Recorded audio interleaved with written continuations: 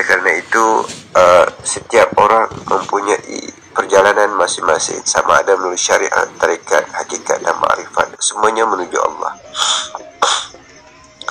Syariat, ilmu yakin, maknanya mengetahui Tuhan melalui hukum, dalil dan wahyu.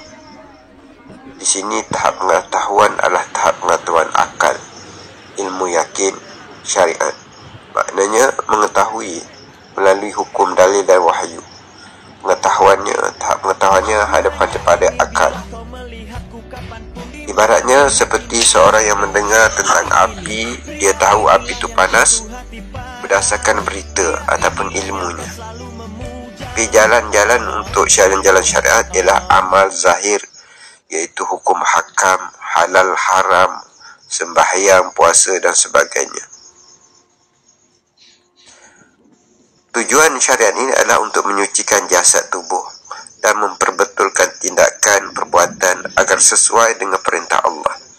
Di sini syariat adalah ilmu yakin, yang mana mengetahuinya melalui dalil dan hukum ataupun dah wahyu. Ini ada pada tahap pengetahuan pada akal.